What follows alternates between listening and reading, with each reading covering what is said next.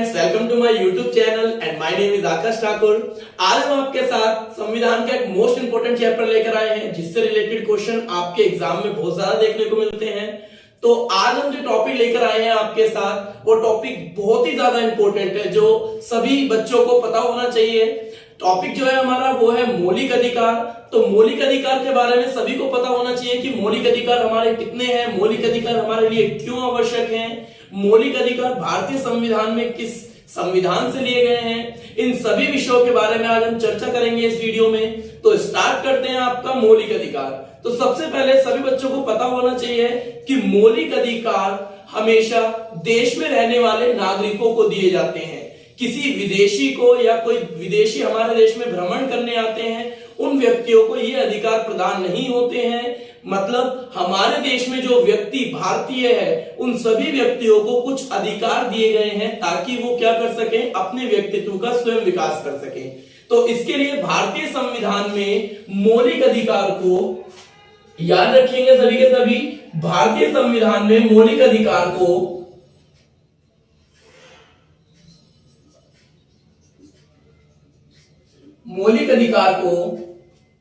भाग 3 में रखा गया है। तो सभी याद रखेंगे, मोस्ट इंपोर्टेंट क्वेश्चन है कि आपके मौलिक अधिकार को भारतीय संविधान के किस भाग में जगह दी गई है। तो भाग 3 में मौलिक अधिकार हमारे वर्णित किए गए हैं। फिर बात करते हैं कि आपके मौलिक अधिकारों को, तो सभी याद रखेंगे मौलिक अधिकार भारतीय संविधान में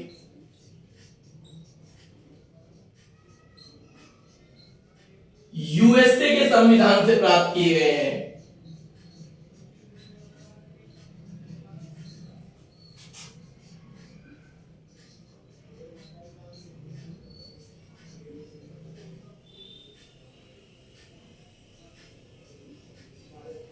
तो आपसे अगर कोई भी प्रश्न पूछा जाए कि भारतीय संविधान में जो मौलिक अधिकार वर्णित हैं उन्हें किस देश के संविधान से ग्रहण किया गया है भारतीय संविधान में, तो सभी याद रखेंगे अमेरिका के संविधान से आपके मौलिक अधिकारों को भारतीय संविधान में अंगीकृत किया गया है। फिर बात करते हैं आपके जो मौलिक अधिकार हैं, मौलिक अधिकारों को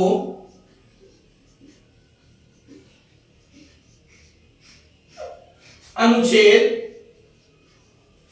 12 से 35 में स्थान दिया गया है। तो सभी बच्चे याद रखेंगे भारतीय मौलिक अधिकारों को आपके संविधान के किस अनुच्छेद में दिया गया है। तो 12 से लेकर 35 में आपके मौलिक अधिकारों का वर्णन किया गया है। फिर एक इंपॉर्टेंट क्वेश्चन और आता है, सभी याद रखेंगे कि आपके मौलिक अधिकार भाग 3 में दिए तो गए हैं, भाग 3 को आपके मैग्ना कार्टा की संज्ञा दी जाती है। तो सभी याद रखेंगे आपके भारतीय संविधान के भाग 3 को आपके मैग्ना कार्टा कहा जाता है। तो मोस्ट इंपोर्टेंट क्वेश्चन है, बहुत बार कंपटीशन एग्जाम में रिपीट हुआ है कि आपके मैग्ना कार्टा भारतीय संविधान के किस भाग को कहा जाता है। तो भाग 3 को आपके मैग्ना कार्टा की संज्ञा दी गई है। तो आई होप आपको क्लियर हुआ होगा। सबसे पहले मौलिक अधिकार आपके भाग 3 में दिए गए हैं, उस भाग 3 को मैग्ना कार्टा की संज्ञा दी गई है। फिर बात करते हैं मौलिक अधिकार भारतीय संविधान में किस देश के संविधान से प्राप्त किए गए, यूएसए के संविधान से। और आपके मौलिक अधिकार भारतीय संविधान में किन अनुच्छेद में दे रखे हैं, अनुच्छेद 12 से 35 में। सभी को पता होगा कि हमारे जो मौलिक अधिकार है, जब हमारा मूल संविधान बना था तो उस समय हमारे देश में 7 मौलिक अधिकार थे, नागरिकों को 7 मौलिक अधिकार दिए गए थे। परंतु 1978 में आपके 44वें संशोधन के तहत आपके संपत्ति के अधिकार को हटा दिया गया था मौलिक अधिकार से, मूल अधिकारों से, और उसे एक कानूनी अधिकार के रूप में देखा गया था। तो आज अगर हम वर्तमान की बात करें तो वर्तमान में भारतीय संविधान में नागरिकों को 6 अधिकार दिए गए हैं। उसकी भी चर्चा करेंगे कि आपका 7वां अधिकार जो था संपत्ति का अधिकार उसे क्यों हटाया गया, उसकी भी चर्चा हम इसी वीडियो में करेंगे। अब बात करते हैं आपके मौलिक अधिकार से रिलेटेड कि कौन कौन से अधिकार आपके किस किस अनुच्छेद में रखे गए हैं, उन विषयों की चर्चा करेंगे। अब चलिए तो स्टूडेंट चर्चा करते हैं आपके अनुच्छेद 12 की। तो अनुच्छेद 12 में मौलिक अधिकार के किस विषय को रखा गया है उसकी बात करते हैं। तो अनुच्छेद 12 में आपके मौलिक अधिकार की परिभाषा का उल्लेख किया गया है। जैसा हमने आपको वीडियो के शुरुआत में बताया था कि मौलिक अधिकार किसी भी देश में रहने वाले नागरिकों को प्रदान किए जाते हैं, ये बाहर से आए किसी भी विदेशी को ये अधिकार प्राप्त नहीं होते। उन सभी विषयों के बारे में चर्चा की गई है आपके इसमें अनुच्छेद 12 में। इनमें बताया गया है कि सेंट्रल, स्टेट और लोकल गवर्नमेंट के अंतर्गत किन किन व्यक्तियों को किन अधिकारों में ये कटौती कर सकते हैं, किन अधिकारों में बढ़ोतरी कर सकते हैं, उन सभी विषयों के बारे में, अर्थात कि सभी चर्चा जो मौलिक अधिकार के बारे में हमें संक्षेप में जानना चाहिए उसके बारे में आपके अनुच्छेद 12 में व्याख्या की गई है। फिर बात करते हैं आपके अनुच्छेद 13 की, कि अनुच्छेद 13 में किस विषय को रखा गया है। तो याद रखेंगे अनुच्छेद 13 में अल्पीकरण की विधि, अल्पीकरण और असंगत की विधि ली गई है। अर्थात यदि, जैसा आपको पता होगा कि इमरजेंसी के टाइम पे हमारे जो मौलिक अधिकार होते हैं उन्हें स्थगित कर दिया जाता है कुछ समय के लिए। अल्पीकरण का मतलब होता है कि किसी भी मौलिक अधिकार में कटौती करना या वृद्धि करना। आपका जो 7वां मौलिक अधिकार था, संपत्ति का अधिकार, जो हटाया गया है आपके संविधान से, जिसे कानूनी अधिकार बना दिया गया है, अब वो आपके अनुच्छेद 13 में परिभाषित अल्पीकरण के द्वारा ही हटाया गया है। अर्थात हम कह सकते हैं कि यदि सरकार को लगता है कि कुछ अधिकार जो आपके लिए जरूरी नहीं है वो कानूनी अधिकार में ट्रांसफर हो सकते हैं, तो उस विषय के बारे में चर्चा आपके अनुच्छेद 13 में की गई है। बात करते हैं असंगत की। यदि सरकार को लगता है कि कोई व्यक्ति अपने अधिकारों का गलत फायदा उठा रहा है या गलत तरीके से इस्तेमाल कर रहा है, तो उन अधिकारों को भी सरकार उस व्यक्ति से छीन सकती है या उसे असंगत घोषित कर सकती है। असंगत मतलब उन्हें समाप्त कर सकती है। तो इन विषयों के बारे में चर्चा आपके अनुच्छेद 13 में की गई है। फिर जैसा मैंने आपको बताया कि अनुच्छेद 12 में आपके परिभाषा दी गई है, अनुच्छेद 13 में आपके अल्पीकरण और असंगत की विधि दी गई है। ठीक है, आई होप आप लोगों को क्लियर हुआ होगा। फिर बात करते हैं आपके आने वाले अनुच्छेदों की कि किन किन विषयों को रखा गया है, तो उनकी चर्चा करेंगे हम लोग। तो अब बात करते हैं स्टूडेंट आपके जो आपका पहला अधिकार है, पहला मौलिक अधिकार जिसकी चर्चा करेंगे हम लोग, वो है आपका समानता का अधिकार। आपके भारतीय संविधान में सबसे पहला जो अधिकार दिया गया है वो दिया गया है समानता का अधिकार। और समानता के अधिकार को आपके अनुच्छेद 14 से 18 में स्थान दिया गया है। देखिए, समानता के अधिकार की जब हम चर्चा करते हैं तो समानता के अधिकारों में कई तरीके के विषय आ जाते हैं, जिन विषयों के बारे में हम बताएंगे कि आपके अनुच्छेद 14 में किस विषय का उल्लेख किया गया, अनुच्छेद 15, 16, 17, 18, इन विषयों के बारे में चर्चा करेंगे कि किन किन विषयों के बारे में यहाँ पर बताया गया है। लेकिन आपको उससे पहले मैं बताता हूं समानता के अधिकार का एक्चुअल मीन क्या होता है, मीनिंग्स क्या होता है।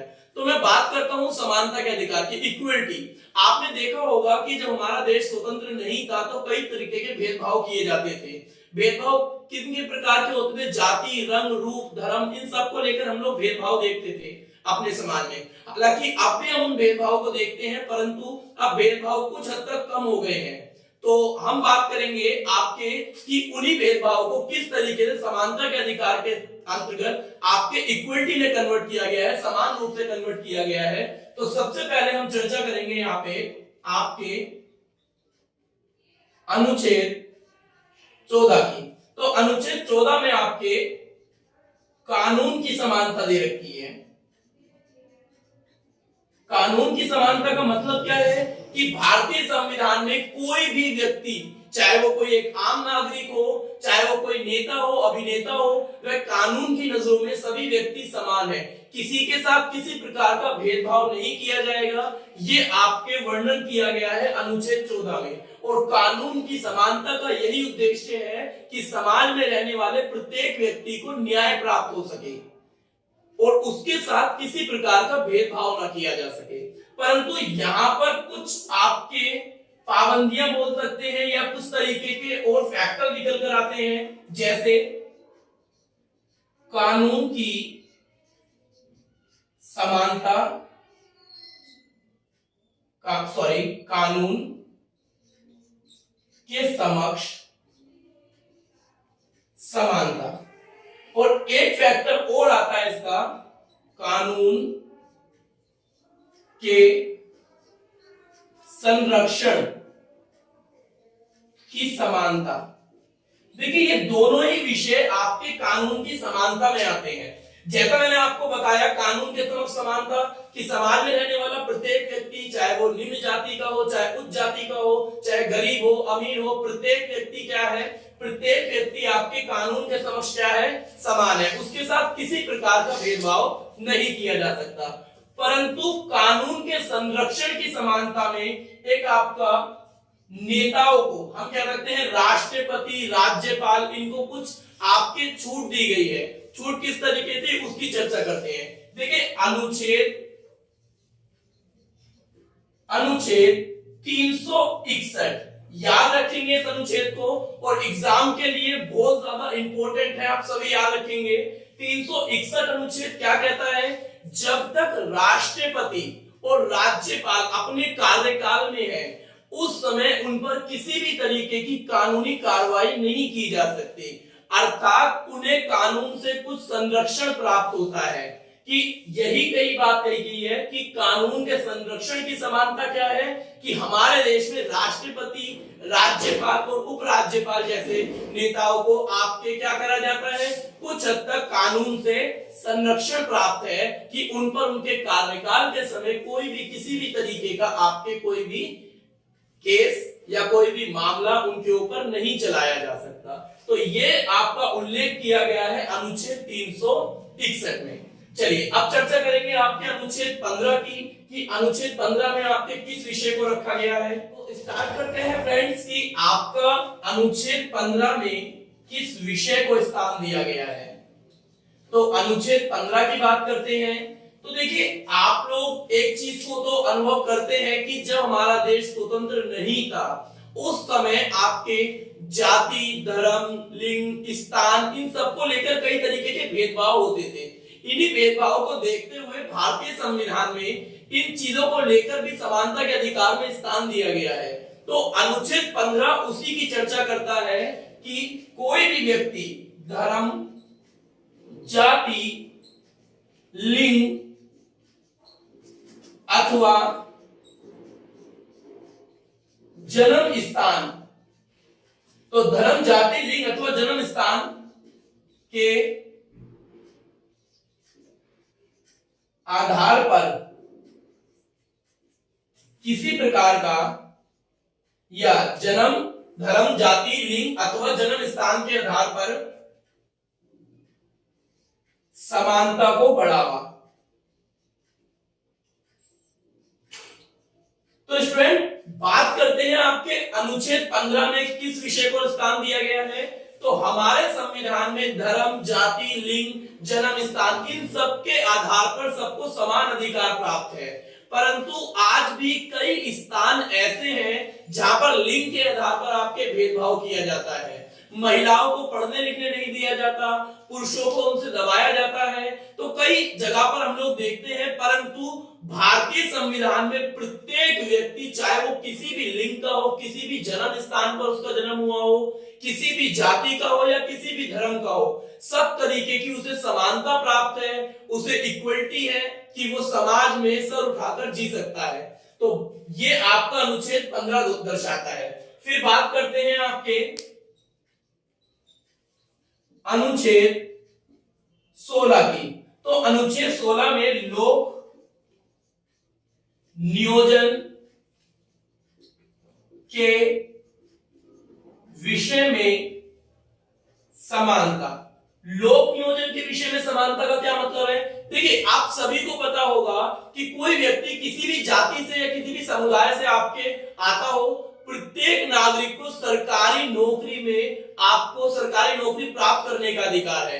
ऐसा नहीं है कि कोई अगर पिछड़ी जाति का है तो वे सरकारी स्थान पर आपके सरकारी पोजीशन पे या सरकारी पद पर आपके क्या स्थान नहीं प्राप्त कर सकता, प्रत्येक नागरिक कर सकता है। भारतीय संविधान जिस समय लागू किया गया उस समय इन सभी विषयों के बारे में बात की गई कि कोई भी व्यक्ति किसी भी जाति का हो, किसी भी स्थान से आया हो, उस व्यक्ति को भी सरकारी पद पर स्थान दिया जा सकता है। पहले आपके इन व्यक्तियों को, जो पिछड़ी जाति के लोग होते थे, उन्हें सरकारी ओहदे पर नहीं लाया जाता था। अंग्रेज जो होते थे, बड़े जो पैसे वाले धनी व्यक्ति होते थे, उनको स्थान देते थे, ये जो पढ़े लिखे आपके होते थे। आज के समय में प्रत्येक व्यक्ति, वो किसी भी धर्म, किसी भी जाति का हो, उसको आपके सरकारी नौकरी में पूर्ण अवसर प्राप्त है, समान अवसर प्राप्त है। जितना अवसर आपके धनी व्यक्ति या फिर कोई आपके बड़े ओहदे के व्यक्ति को प्राप्त है, वही अवसर आपके निम्न जाति के व्यक्ति को भी प्राप्त है। तो लोक नियोजन की समानता बोलती है कि प्रत्येक नागरिक को आपके सरकारी नौकरी सरकारी नौकरी या पद की समानता है, कि कोई भी व्यक्ति सरकारी नौकरी प्राप्त कर सकता है, सरकारी पद पर स्थान प्राप्त कर सकता है। इन चीजों की आपकी समानता प्राप्त की गई है। तो आई होप आपको अनुच्छेद 14, अनुच्छेद 15 और अनुच्छेद 16 में आपके किन किन विषयों को स्थान दिया गया है वो आपको क्लियर हुए होंगे। अब बात करते हैं आपके अनुच्छेद 17 की।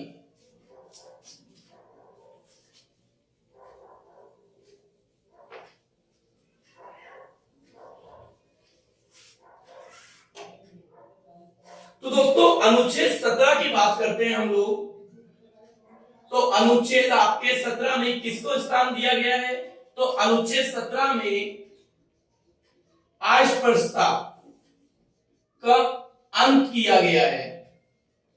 अस्पृश्यता का अंत मतलब कि आपको शायद पता हो, जब हम कोई भी पुरानी किताबों को पढ़ते हैं, जब हम किताबें पढ़ते हैं, उनमें पुराने जमाने में हम लोग देखते थे कि पिछड़ी जाति के व्यक्ति को अपने पास स्थान नहीं दिया जाता था, छुआछूत तक की बीमारी थी आपके देश में। तो इन सभी विषयों को देखते हुए कि निम्न जाति का जो व्यक्ति है वो हमारे पास नहीं बैठेगा, उसके हाथ का हम पानी तक नहीं पीएंगे, ये सब व्यवस्थाएं आप देखते थे पहले। तो भारतीय संविधान में इन्हीं चीजों को ध्यान में रखते हुए जब इक्वलिटी का अधिकार तैयार किया जा रहा था, समानता का अधिकार, तो उसमें आपके अस्पृश्यता का भी अंत किया गया। मतलब कि कोई भी निम्न जाति के आधार पर किसी तरीके का भेदभाव नहीं करेगा, इस विषय को स्थान दिया गया। तो अनुच्छेद 17 दर्शाता है कि आपके छुआछूत की जो बीमारी थी, छुआछूत जो हम कहते थे कि भाई इस व्यक्ति निम्न जाति का है तो इसके साथ हम नहीं उठेंगे बैठेंगे, आज वो सब समाप्त हो गया है। समाज बदला है, समाज में बदलाव आया है, और समाज के बदलाव के साथ साथ हमने इन सभी चीजों पर अपने विजय पाई है। और हमने देखा है कि हमने सभी व्यक्ति, चाहे वो जाति धर्म स्थान किसी से भी आपके आता हो, उन सबके साथ हम समान व्यवहार करते हैं। ठीक है, हालांकि आज भी कई स्थान ऐसे हैं जहां पर इस तरीके की आपकी बुराइयां देखने को मिलती हैं, परंतु धीरे धीरे जैसा समाज परिवर्तित हो रहा है, इन बुराइयों का, उम्मीद करता हूं मैं कि इन बुराइयों का भी अंत आपके देखने को मिलेगा। फिर बात करते हैं आपके अनुच्छेद 18 की। तो दोस्तों अनुच्छेद 18 में आपके उपाधियों का अंत किया गया है। उपाधियां मतलब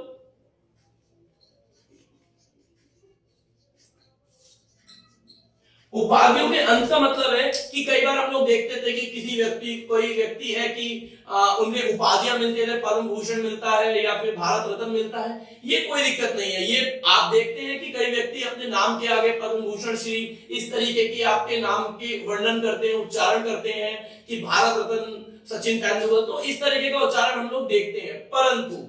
परंतु अगर हम बात करें किसी भी बड़े ओहदे पर, बड़े ओहदे की अगर हम बात करें, कोई विदेशों से कोई उपाधि प्राप्त करके आया है, तो उस उपाधि का भारतीय संविधान में पूरी तरीके से खंडन किया गया है। अर्थात कि कोई भी व्यक्ति आपका इस तरीके के आपके अपने नाम का ओहदा या अपने नाम की जो उसे उपाधि मिली है उसका यूज करके वो कहीं आपके अपने आप को कहीं दूसरे व्यक्ति से आपके आगे ना दिखाए, इन चीजों की भी आपके खंडन करता है भारतीय संविधान, और इन चीजों को भी आपके समाप्त करता है, ताकि समाज में रहने वाला प्रत्येक व्यक्ति और इस व्यक्ति के बीच में इक्वलिटी बनी रहे, समानता बनी रहे। तो इन चीजों का भी आपके अंत किया गया है। तो आई होप दोस्तों आप लोगों को समझ आया होगा कि आपके संविधान में जो मौलिक अधिकार हैं वो मौलिक अधिकार कहां से लिए गए, मौलिक अधिकार भारतीय संविधान के किस भाग में रखे गए हैं, मौलिक अधिकार की जितनी भी हमने चर्चा करी उस विषय के बारे में आपको समझ आया होगा। फिर हमने बात करी थी कि जो आपका 12वां अनुच्छेद है उसमें आपके परिभाषा दी गई है, 13वें अनुच्छेद में आपके अल्पीकरण और असंगत को दर्शाया गया है। फिर आपका जो पहला मौलिक अधिकार है उसकी चर्चा करी कि वो अनुच्छेद 14 से 18 के बीच में स्थान दिया गया है। फिर विषय बाय विषय हमने बताया कि अनुच्छेद 14 में आपके किन विषय को रखा गया है कानून समानता के रूप में। 15वें अनुच्छेद में हमने आपको देखा धर्म जाति के स्थान पर समानता देखने को मिली। 16वें अनुच्छेद में हमने लोक नियोजन की समानता देखी, सरकारी पद पर स्थान प्राप्त हो सकता है। 17वें अनुच्छेद में आपने अस्पृश्यता का अंत देखा। देन 18वें अनुच्छेद में आपने देखा कि उपाधियों का अंत किस तरीके से हो सकता है। तो आई होप दोस्तों आप लोगों को वीडियो अच्छी लगी होगी। अगर हमारी वीडियो आपको अच्छी लगी तो बेल आइकॉन को क्लिक करें, सब्सक्राइब करें हमारे चैनल को, ताकि आने वाली आपको हर वीडियो की नोटिफिकेशन मिलती रहे। थैंक यू दोस्तों।